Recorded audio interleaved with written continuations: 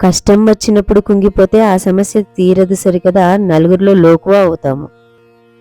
కష్ట సమయంలోనే ఒక మనిషిలో ధైర్యము, ఆత్మస్థైర్యము ఏమిటో బయటికి వస్తుంది. ప్రతి సమస్యకి పరిష్కారం ఉండి తీరుతుంది. నెమ్మదిగా ఆలోచిస్తే ప్రతి సమస్యకి పరిష్కారము ఉంటుంది. ఆత్మస్థైర్యాన్ని ఎన్నడూ కోల్పోవద్దు. దీనికి సంబంధించి ఒక చిన్న కథతో మీ ముందుకు వచ్చాను.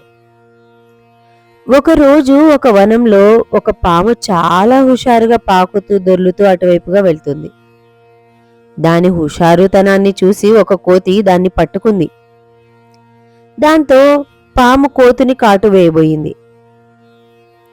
భయంతో కోతి ఆ పాము పడగను గట్టిగా పట్టుకుని గట్టిగా అరవసాగింది. చుట్టూ ఉన్న మిగతా కోతులన్నీ అక్కడికి వచ్చి పామును పట్టుకున్న కోతిని చూసి ఇలా అనుకున్నాయి, ఇక ఈ కోతి బ్రతకడం కష్టము.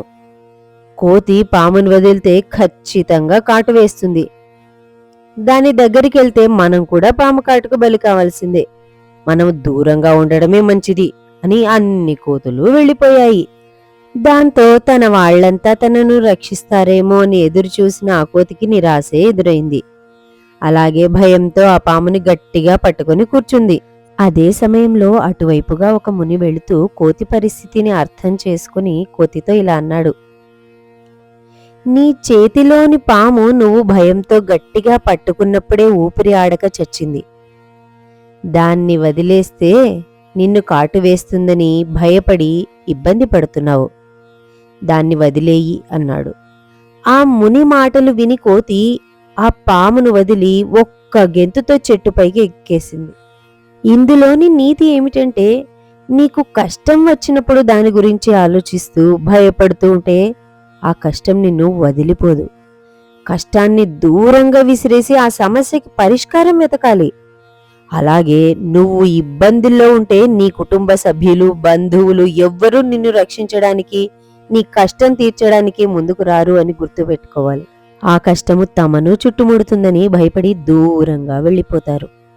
అందుకే ఎవరైనా కష్టం వచ్చినప్పుడు ఎవరి సహాయం కోసం చూడకూడదు. కష్టాన్ని భూతద్దంలో మరీ చూడకూడదు. ఆ కష్టాన్ని మంచి పరిష్కారంతో తరిమి కొట్టాలి. అప్పుడే ఎవరైనా ప్రశాంతంగా ఉండగలరు. వారి జీవితం కూడా సుఖమయమవుతుందని గుర్తుపెట్టుకోవాలి. కనుక కష్టం వచ్చినప్పుడు కుంగిపోకండి. నెమ్మదిగా ఆలోచించి ఆ సమస్యకు పరిష్కారాన్ని కనుక్కోండి. ఆత్మస్థైర్యంతో ముందుకు వెళ్ళండి. మీ కష్టం నుండి బయటపడండి. ఈ కథ వల్ల ఏ ఒక్కరికైనా వారి సమస్యను ఆత్మస్థైర్యంతో ఎదుర్కోగలరని ఆశిస్తున్నాను. ఈ కథ ఇంతసేపు ఓపికగా విన్నందుకు నా ధన్యవాదములు.